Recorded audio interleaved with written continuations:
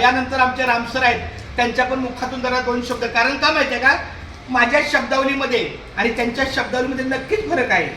कारण तोंडातून निघालेला शब्द तशात तसा पुढे जात नाही, एकतर तो मायनस होतो किंवा प्लस होतो. तर रामसरांना विनंती आहे की त्यांनी पण त्यांच्या मुखातून या प्रसिद्धीच्या माध्यमातून जी काही सरकारची भूमिका आहे ती स्पष्ट करावी. शासनाच्या येणे जे बॅनर वगैरे जे सांगितले, तर ते बॅनर वगैरे सरांनी व्यवस्थितरित्या तयार करून आणलेले. त्यानंतर शाळेचं नाव वगैरे त्याला महत्त्व देऊन, त्यानंतर खाली मुंबई महानगरपालिका शिक्षण विभाग यामध्ये असं सांगितलं आहे की शाळेच्या 50 मीटरच्या परिसरात कोणत्याही प्रकारचे जे चिप्स वगैरे जे जेंट्स फूड आहे तर त्यांना बंदी आहे. एक वाक्य, याचा अर्थ लठ्ठपणा होण्याचे पदार्थ, बरोबर की नाही. लठ्ठ होण्यासाठी जे पदार्थ दुरुपयोग असतात ते. दुसरं सॉल्ट म्हणजे मिठाचे पदार्थ, आणि तिसरं शुगर साखरेचे पदार्थ. म्हणजे थोडक्यात ह्या 3 गोष्टीचे पदार्थ आपण खाल्ले नाही तर आपल्या आरोग्याला अतिशय चांगली काळजी घेतली जाणार. आता बरं सर, हे 3 पदार्थ महत्त्वाचे आहेत. त्यानुसार हे 3 पदार्थ विद्यार्थ्यांनी खाण्यास बंदी आहे किंवा परिसराच्या 50 मीटरच्या अंतरामध्ये विक्रीसाठी सुद्धा बंदी आहे.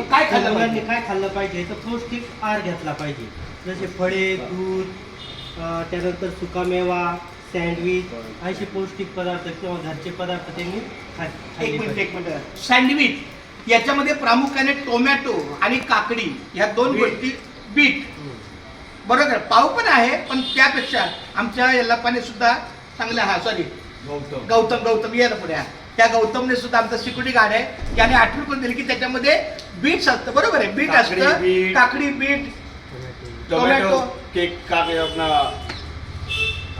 कांदा म्हणजे अशा पद्धतीनं खूप छान. म्हणजे सँडविच हे खूप चांगल्या पदार्थ, लवकरात लवकर मिळणारा खाद्यपदार्थ आहे. मला भूक लागली आणि मला 10 मिनिटाचा मला काही पदार्थ पाहिजे असेल तर सँडविच हे अतिशय सुक्क आणि सुटसुटीत आहे, त्यामुळे हे सँडविच आहे.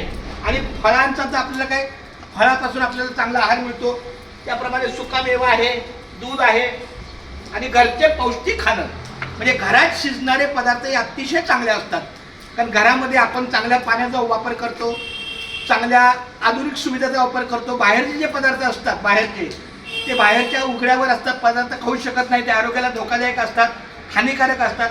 म्हणून आपण जास्तीत जास्त घरातले पदार्थ खावे, अशी या सगळ्या गोष्टीच्या माध्यमातून हीच आहे. पण माझी शासनाला खूप हात जोडून नम्र विनंती आहे, आम्ही आमच्या परीनं प्रयत्न करू, पण तुम्ही बंदी का घाला तर विक्रीला बंदी घाला. विक्रीच जर समजा बंद असेल तर आम्ही खरेदी कुठून करणार. मुझे सिगरेट पीने की आदत है मगर मुझे मिलेगा ही नहीं, तो काय मैं पिएगा. तर विक्रीला फार मोठी बंदी महत्वाची आहे.